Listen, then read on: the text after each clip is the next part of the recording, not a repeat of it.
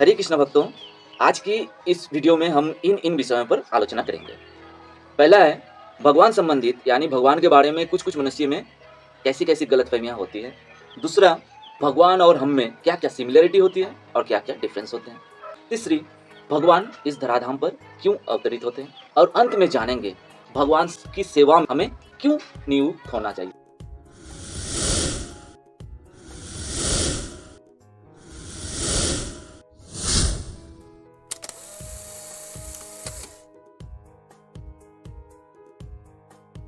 तो चलिए शुरू करते हैं आज की वीडियो।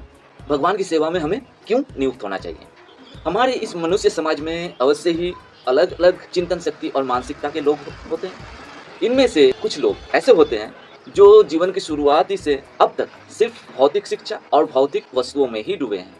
कभी इस तरह के लोगों से आप भगवान संबंधित बातें करके देखो, वो सीधी हंसकर आपको बोलेंगे, भगवान बोल के कुछ नहीं होता, सब अपनी मेहनत और कर्म से हासिल करना होता है। ये बात तो कुछ हद तक सही है, पर पूरी नहीं। पहले जानते हैं वो व्यक्ति इस तरह की बातें कैसे कर लेता है। पहला कारण उनकी हाई क्वालिफाइड डिग्री की अहंकार, और दूसरी बात जो इम्पोर्टेंट होती है, उनकी उच्च चिंतन शक्ति माया द्वारा पर्दा किया हुआ रहता है। इस तरह के लोगों को शास्त्र में नास्तिक बोले गए हैं।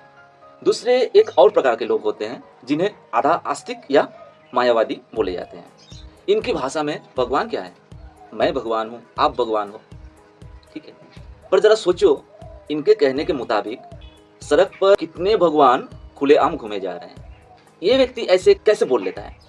कारण इनकी आधी अधूरी और सीमित ज्ञान।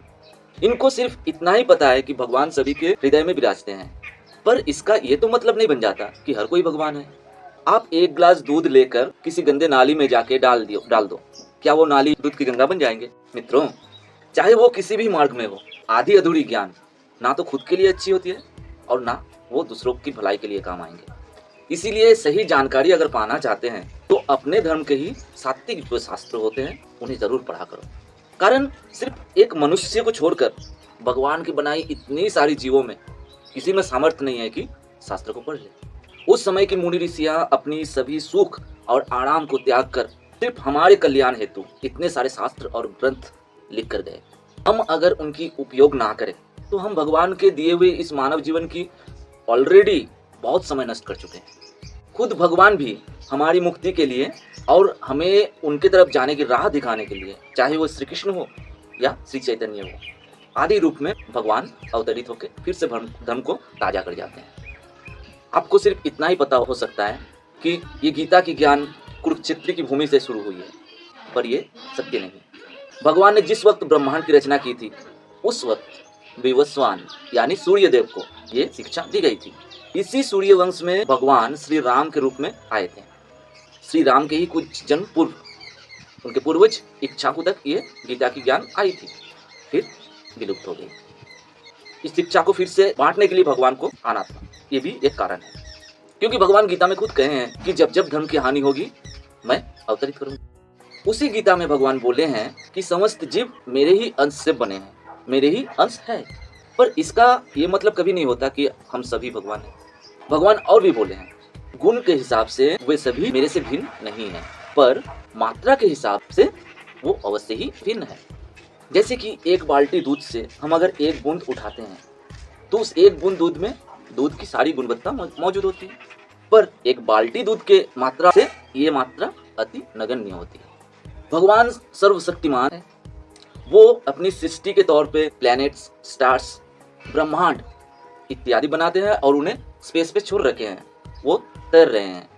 बड़े बड़े साइंटिस्ट, हम मनुष्य आसमान में उड़ने के लिए कुछ यंत्र ही बना सकते हैं जो कुछ समय बाद उतार देना मजबूरी है। और हमारे इस बनाए हुए यंत्र भगवान की सृष्टि की तुलना में अवश्य एक खिलौने की तरह ही है ना। हमारे डेली लाइफ में हम देखते हैं कि कुछ मनुष्य दूसरे किसी मनुष्य की गुलामी, अर्थात दिन रात उनके आगे पीछे घूमना, उनकी क्या जरूरत है, उनकी सेवा में दिन रात नियुक्त रहते हैं। ऐसा कब होता है? जब उस मनुष्य की तुलना में ये मनुष्य अति नगण्य होता है। फिर हम जब भगवान के ही अंश से बने हैं और इतना बोलने के बाद पता चल रहा है कि भगवान की तुलना में हम इतने क्षुद्र हैं, तो हमें भगवान की सेवा में नियुक्त होना चाहिए या नहीं? देखो, आप बड़े बड़े मशीन देखे हैं ना, उस मशीन में कुछ छोटे छोटे स्क्रू या बोल्ट भी लगे रहते हैं। उस छोटे स्क्रू ही बोलो और बोल्ट ही बोलो, मार्केट में उनकी भी बहुत हाई प्राइस होती है। क्यों? क्योंकि वो छोटा स्क्रू उस बड़े मशीन के लिए काम करता है, जो मशीन बहुत काम में आता है। पर कभी वो स्क्रू खराब होकर मशीन से खुलकर बिखर कर कहीं दूर गिरा पड़ा रहे, उसकी कोई वैल्यू नहीं होती है ना। आप अपने हाथों की उंगलियों को जरा देखो, जब तक ये उंगलियां हाथों के साथ या शरीर के साथ जुड़ा हुआ है, कुछ काम में आ रहा है, एक ना हो तो ना चलेगा, तब तक इसकी कितनी वैल्यू। पर अगर किसी कारणवश किसी उंगली में इन्फेक्शन हो जाए और उसे काट कर अलग करना पड़े, जब वो उंगली शरीर से अलग होकर कहीं पड़ा है, तो उसकी कोई वैल्यू नहीं होती। इसीलिए मित्रों, हमें अवश्य ही भगवान की सेवा में नियुक्त होना चाहिए। कर्म मेरा कुछ भी हो, पर उस कर्म की उद्देश्य सही होना चाहिए और वो कर्म अवश्य ही धर्मयुक्त और भगवत संबंधित हो, वरना हम भी उस कटे हुए उंगली की तरह बस जिए ही जा रहे हैं। हरे कृष्ण।